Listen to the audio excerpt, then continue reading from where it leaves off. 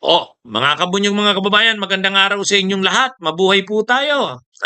Welcome po sa isa na namang episode ng talakayan natin dito sa Veritas.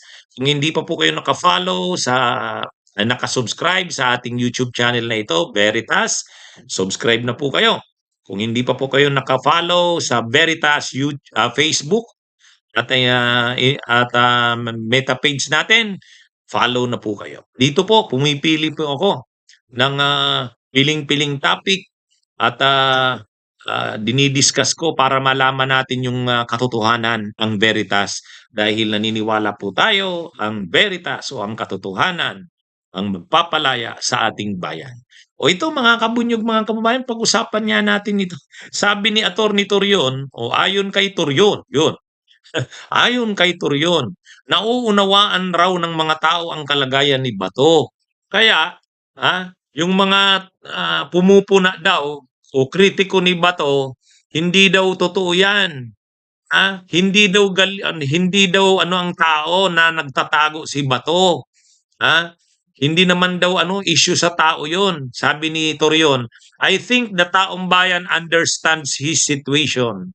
He is in, simply because of the fact that there was already a very good example as to what happened to former President Rodrigo Duterte. Maski mag-eleksyon po tayo ngayon at mag-conduct tayo ng referendum, I think the great majority understand his situation. Mali, Torion. Mali.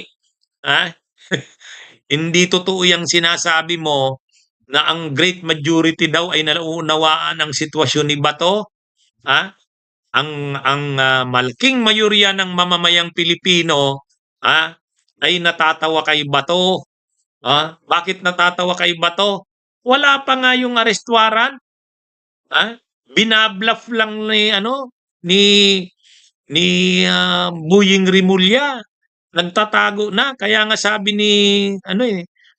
ni Senador Ping Lacson, wala pa namang arrest warrant, huwag ka na munang magtago, magtrabaho ka muna. Yun ang mas pananaw ng taong bayan, Torion. Yung sinabi ni Senador Ping Lacson, wala pa namang arrest warrant, magtrabaho ka muna.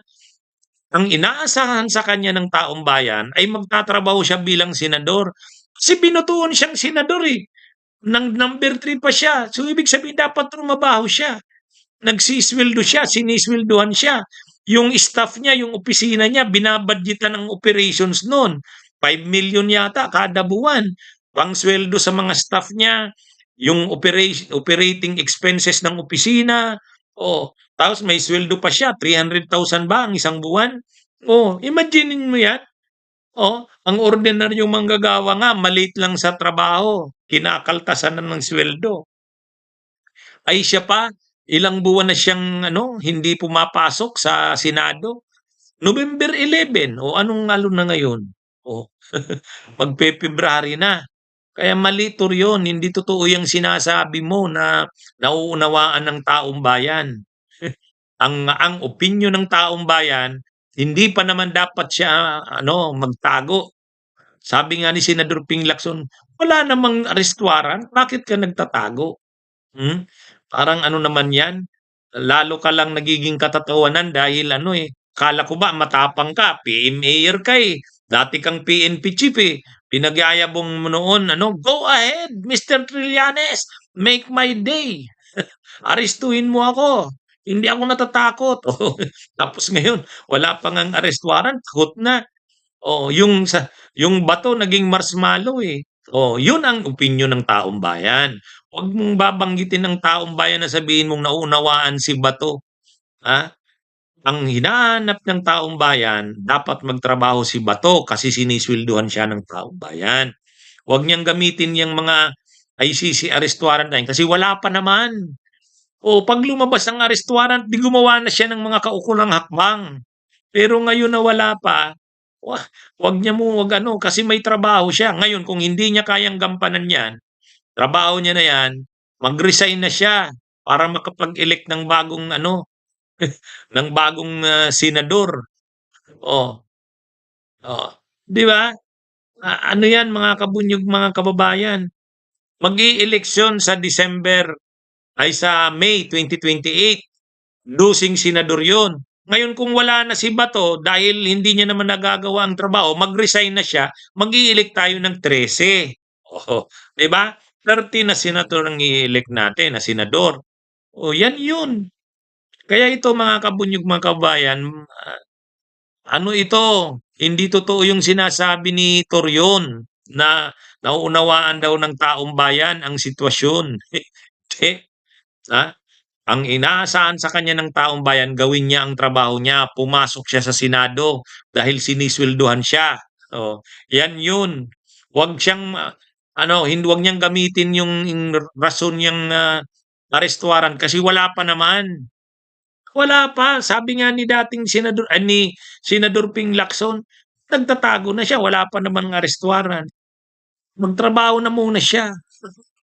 O, akala ko ba ang ginagamit na rason, baka daw biglang damputin. Ha? Oo. Eh, magaling naman siya diyan. Ano siya, dati siyang military. Dati siyang PNP Oh, ano siya, preparado siya sa anumang eventuality. Oh, ganun, ganun lang yun. Pero yung ngayon pa lang, nagtatago na siya, ay, wag kang matatakutin yun. Ha? Ang prinoject niyang kalbo siya na matigas. Hindi mo pwedeng takutin, hindi mo pwedeng sindukin. Eh ngayon, sabi ni Duterte, magmatigas si bato. Ang nangyari, marshmallow, hindi bato eh. Di ba? Mga kabunyog, mga kababayan. Eh yung sinasabi na yan ni Torion, na naunawaan raw ng tao si Bato? Sinong nagsabi sa yung naunawaan? Nadidismaya na ang tao kasi gumagastos na ng taong bayan, yung kaban ng bayan, siniswelduhan siya. Hindi naman siya nagtatrabaho. Oh. Hindi na isang linggo, 2 linggo, isang buwan eh. Mahigit 2 buwan na. November 11, December 11, January 11. Oh, pag nag-February 11, pangatlong buwan niya na yan. Kung malapit ng February 11 eh. Yan yun. Kaya wag kang magsabi ba Attorney Torion na nauunawaan ng taong bayan. Wag mo ngang gamitin ang taong bayan. Ha? Nadidismaya na ang taong bayan dahil corrupt ang mga politiko. At the same time, pabaya tulad niya ni Bato. Yan yun. Yan yun. Kaya wag mong sabihin na nauunawaan ng taong bayan. Wag mo nga kami Torion. Oh, magandang araw mga kabunyog, mga kababayan. Mabuhay po tayo.